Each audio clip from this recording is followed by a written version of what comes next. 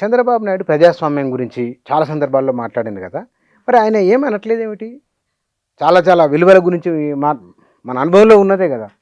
చాలామంది తెలిసిన విషయం కదా! ఇప్పుడేమి అనట్లేదు ఆయన వాటి గురించి. ఎందుకు ఏమైండొచ్చు అంటారు? ఎందుకు మాట్లాడట్లేదు? ఆయన అధికారంలో ఉన్నాడు కదా!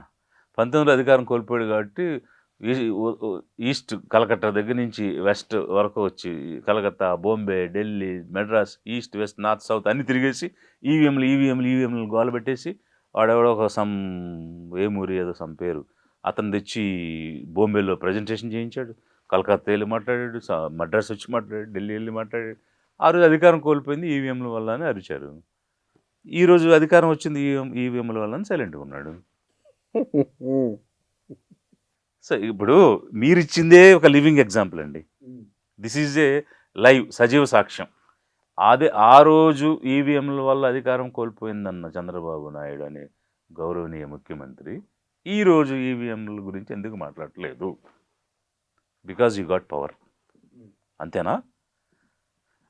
లేకపోతే ఆ రోజు మీరు చెప్పింది అబద్ధమా? ఏది నిజం? మీరు పవర్ కోల్పోయినప్పుడు ఈవీఎంస్ అన్నారు, అది అబద్ధమా? లేకపోతే ఈరోజు పవర్ వచ్చింది ఈవీఎంస్ వల్ల, ఇది అబద్ధమా? ఏది అబద్ధం?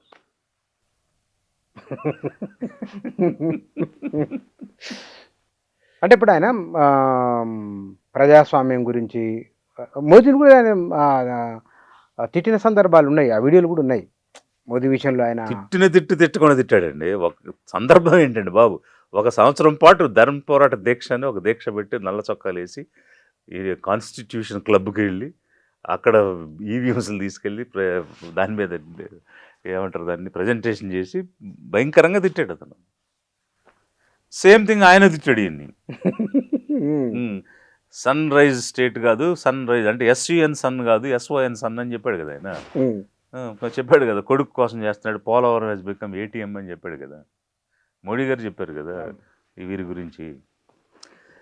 సో ఇవన్నీ ఏంటంటే అవకాశవాదం, అవసరాన్ని బట్టి ఒక మాట, వాస్తవాలు వీళ్ళు మాట్లాడట్లేదు, జనాన్ని మాయ చేస్తున్నారు, జనాల్లో ఏదో రకమైనటువంటి విభేదాలు తీసుకొస్తున్నారు, రకరకాలైనటువంటి ద్వేషాలు నింపి కలిసి ఉండకుండా పోలరైజ్ చేసే ప్రయత్నం చేస్తున్నారు. ఇవాళ అభిజిత్ దీప్కే నిన్న ప్రెస్ మీట్లో మాట్లాడింది ఒకటి వచ్చింది, భారతీయ జనతా పార్టీలో చేరాలని బెదిరిస్తున్నారు అని అతను. నిజంగానే ఈ అభిజిత్ దీప్కే జంతర్ మంతర్లో ఈ ఆందోళన భారతీయ జనతా పార్టీకి ఇబ్బందికరమైన పరిస్థితిని క్రియేట్ చేయొచ్చని మీరు భావిస్తున్నారా? అసలు ఇప్పుడు మనం ఇంత వరకు మాట్లాడింది అదే కదండి. ఇప్పుడు వాళ్ళు రీబర్త్ అన్నారు, అది దేశంకి, మొత్తం దేశానికి. దేశం కోల్పోయింది అనుకున్నది తిరిగి వచ్చింది అంటున్నా. అంటే తప్పిపోయిన కుమారుడు వెనక్కి వచ్చినట్టు అయింది. అంటే ఇన్నాళ్ళుగా ప్రజాస్వామ్యంలో ఏదైనా మనం మాట్లాడవచ్చు, మనకు ఆర్టికల్ 19 ఫ్రీడమ్ ఇచ్చింది అనే భావనలో ఉన్నారు.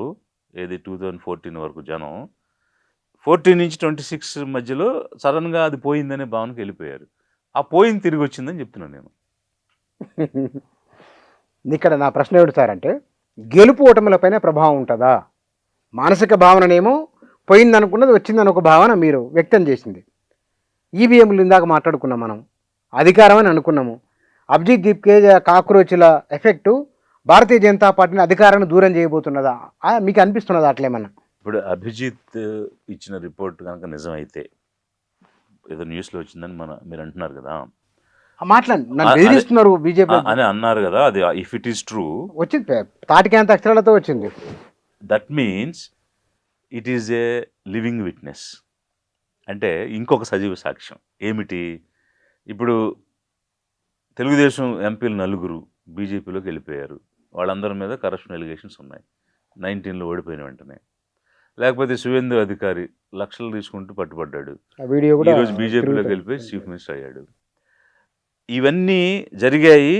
అంటే ఎవడైనా కరప్షన్లో ఉండి బీజేపీకి వ్యతిరేకిస్తే వెంటనే రైడ్స్ జరుగుతాయి, జరిగిన తర్వాత వాళ్ళు భయపడి బీజేపీలోకి వస్తారు, వాషింగ్ మిషన్లో నుంచి క్లీన్ అయిపోయి వస్తారు. ఆ తర్వాత మళ్ళీ కరప్షన్ అనే మాటే రాదు, వాళ్ళ మీద కేసులే ఉండవు అన్నది ఇన్ని రోజుల నుంచి మీలాంటి ధైర్యవంతులు మాట్లాడుతున్నారు. అంటే నిజాన్ని నిర్భయంగా చెప్పేవాళ్ళు మీలాంటి వాళ్ళే చెప్పారు, సోషల్ మీడియాలోనే వచ్చినాయి, మెయిన్ స్ట్రీమ్ ఛానల్స్లో రాలేదు. ఈరోజు అభిజిత్ ఈ మాట చెప్పాడని అంటే ఎవడైనా సరే ఆడు కరప్ట్ అయినా లేకపోతే బీజేపీకి వ్యతిరేకమైనా మీరు బీజేపీలోకి వచ్చేయండి అని వాళ్ళు బలవంతం చేస్తారు. కరప్ట్ అయితే ఏజెన్సీలను వాడతారు. ఇతను కరప్ట్ కాదు కాబట్టి బెదిరింపు చేశారు. It's a living example.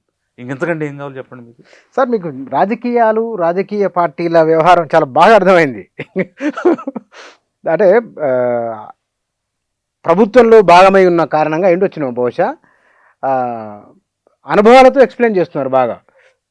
ఇప్పుడు మోర్ దాన్ 30 years ఉమ్, అంటే గ్రాస్ రూట్ నుంచి ఒక సబ్ డివిజన్లో జనానికి ఏం కావాలి అని చేసిన అంటే ఇదే Chandrababu Naidu first chief minister అయిన వెంటనే అప్రిషియేట్ చేసింది నన్నే. ఓ ఏ విధంగా? నేను అమలాపురం రెవెన్యూ డివిజన్లో ఇళ్ల స్థలాలు ఇచ్చాను 95. 95లో. ఆయన సీఎం అవ్వడం, నేను అక్కడికి వెళ్ళడం ఒకేసారి జరిగినాయి, రోజుల తేడాలో. సో వెళ్ళిన 6 నెలల్లో ఆయన ఒక ఒక ట్రిప్కి వచ్చాడు, అంటే ప్రజల వద్దకు పాలన అనే ప్రోగ్రామ్కి వచ్చాడు. 1 day ఉన్నారు. ఆ రోజు నేను చెప్పా, సో మీరు సీఎం అక్కడ అయినాక నేను ఇక్కడ చేరాను, ఆయనే ఇచ్చాడు ఆర్డర్.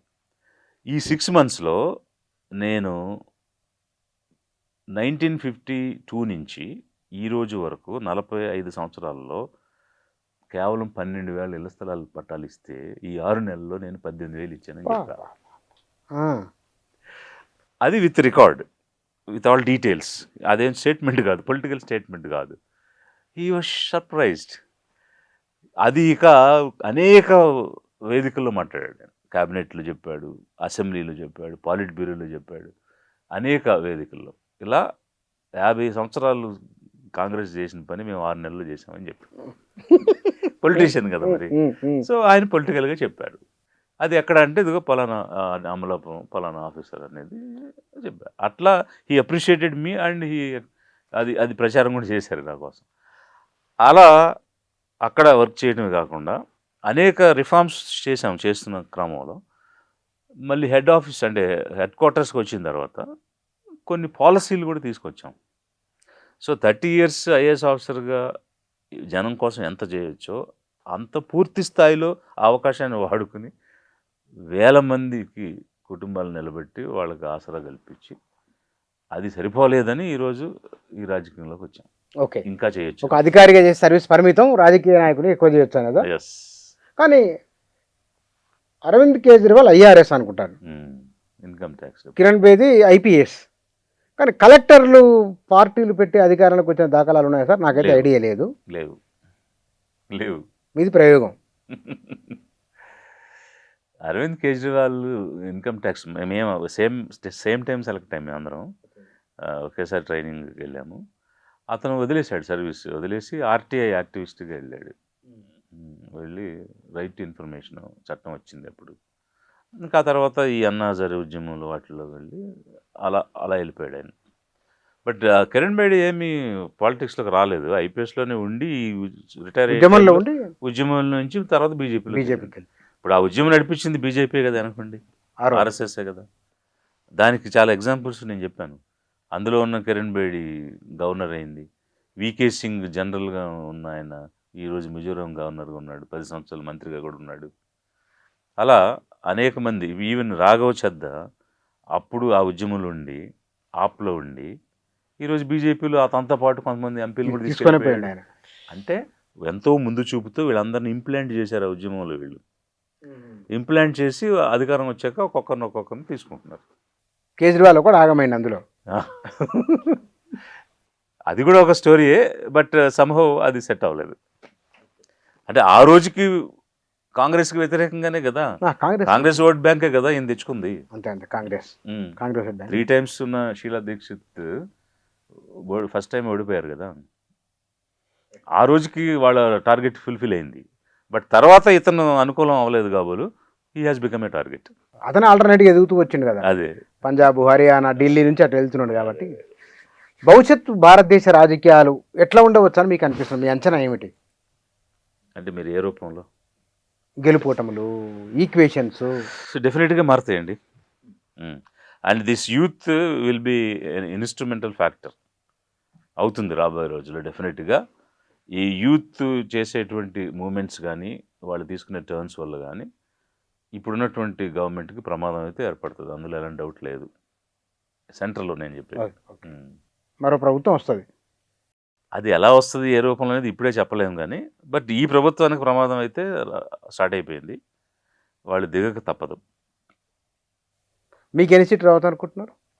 నేను చీఫ్ మినిస్టర్ అవుదాం అనుకుంటున్నాను ఆంధ్రప్రదేశ్. మీకు నవ్వొచ్చింది. మేము ప్రభుత్వం ఏర్పాటు చేయాలనేది మా ఆలోచన. ఎన్ని సీట్లు ఎలాగా అనేది అంటే 50% సీట్స్ వస్తేనే కదా గవర్నమెంట్ ఏర్పాటు చేస్తాము. But we will try by all means. అన్ని ఏ ఏ అవకాశము వదలకుండా కష్టపడి పనిచేసి రేపు ఒక మూడో ప్రత్యామ్నాయంగా ఆంధ్రప్రదేశ్లో ప్రభుత్వం ఏర్పాటు చేయాలనేది మా ఉద్దేశం. ఎందుకంటే ఇప్పుడున్న 2 కుటుంబ పార్టీలతో జనం విసుగెత్తిపోయారు.